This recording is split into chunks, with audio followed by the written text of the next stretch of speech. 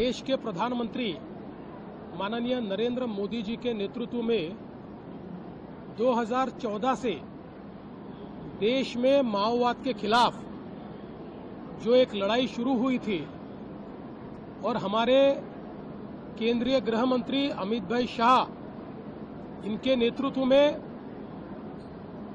मार्च 2026 तक इस देश में माओवाद को समाप्त करने का जो संकल्प लिया गया था उसमें महाराष्ट्र ने बहुत बड़ी पहल की है। 2014 से लगातार हम लोग एक लंबी लड़ाई माओवाद के खिलाफ लड़ रहे हैं। एक और गांव-गांव तक विकास पहुंचाकर लोगों में विश्वास जगाने का काम हमने किया है और साथ में हमारे पुलिस दल ने विशेष रूप से हमारी C60 ये जो यहाँ की बटालियन है हमारी पुलिस की, उन्होंने बहुत अच्छे तरीके से कार्रवाई कर डीप फॉरेस्ट में जाकर, सुदूर जंगलों में जाकर, बहुत ही डिफिकल्ट टेरेन में जाकर माओवादियों के साथ प्रत्यक्ष युद्ध करके उनको न्यूट्रलाइज करना, उनको अरेस्ट करना और उनको आत्मसमर्पण के लिए बाध्य करना, ऐसी एक लड़ाई चलाई और जिसके चलते बड़े पैमाने पर माओवादियों के ध्यान में आया कि जो स्वप्न लेकर वो माओवाद में शामिल हुए थे वो स्वप्न समाप्त हो चुका है और अब भारत के संविधान ने जो व्यवस्था निर्माण की है उस व्यवस्था में वापस आना यही उनकी भलाई के लिए सिद्ध होगा।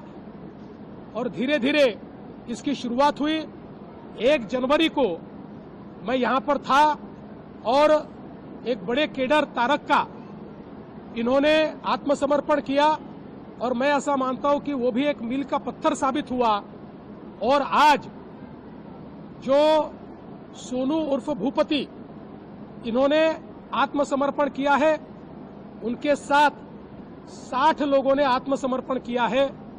ये सारे नक्सलवाद में, माओवाद में लिप्त ऐसे बड़े कैडर हैं और विशेष रूप से सोनू उर्फ भूपति ये और इनके भाई किशन जी, ये दोनों इस माओवाद को बड़ा करने में इसकी रीढ़ की हड्डी के रूप में काम करते थे।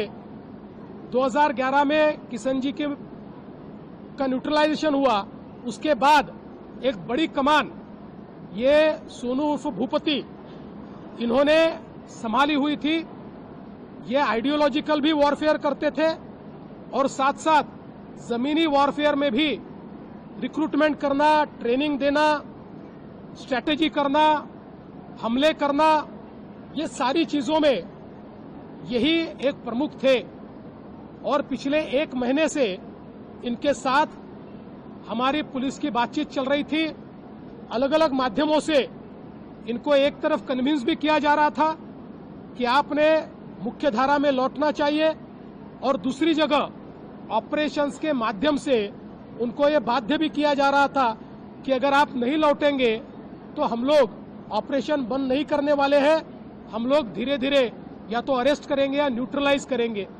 और जब इस परिस्थिति को उन्होंने समझा तो उन्होंने भी ये फैसला किया और प्रकट रूप से उन्होंने पूरे केडर में यह भूमिका ली कि हम लोगों ने युद्धबंदी करनी चाहिए और आत्मसमर्पण करना चाहिए।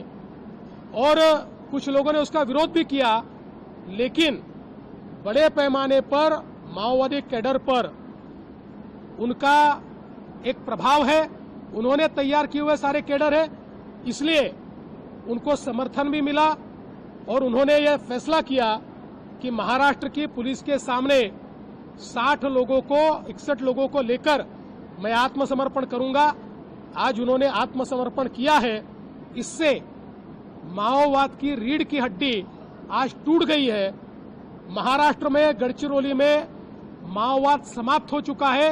केवल एक कंपनी 10 बची है जिसमें केवल 8 से 10 लोग बचे हैं और हमको लगता है आने वाले दिनों में, चूंकि वो भी लीडरलेस है, कोई लीडर उनके पास नहीं है, छोटा केडर है, वो भी आने वाले दिनों में आत्मसमर्पण करेंगे या फिर हम लोग उनके ऊपर कार्रवाई करेंगे। तो मुझे लगता है कि जो गृह मंत्री जी ने, प्रधानमंत्री जी ने एक मियाद रखी थी, उससे बहुत पहले महाराष्ट्र की पुलिस ने सफलता के साथ ये कार्य किया है। और अब जो भी बातचीत उनके साथ हो रही है, उससे ये पता चलता है कि उनके आने के कारण बहुत बड़े पैमाने पर देश में, छत्तीसगढ़ हो, तेलंगाना हो, केडर अब आत्मसमर्पण करने के मूड में है और आने वाले दिनों में बड़े पैमाने पर यह आत्मसमर्पण हमको देखने को मिलेगा। मैं ऐसा मानता हूं कि जिस प्रकार से भारत सरकार ने, प्रधानमंत्री जी है, गृह मंत्री जी है, एमएचए है, आईबी है, इन लोगों ने भी, और हमारे सेंट्रल फोर्सेस है, इन लोगों ने भी इसमें हमारी पुलिस को, हमारी इंटेलिजेंस को, हमारी C60 को मदद की है। मैं उनका भी आभार व्यक्त करता हूं।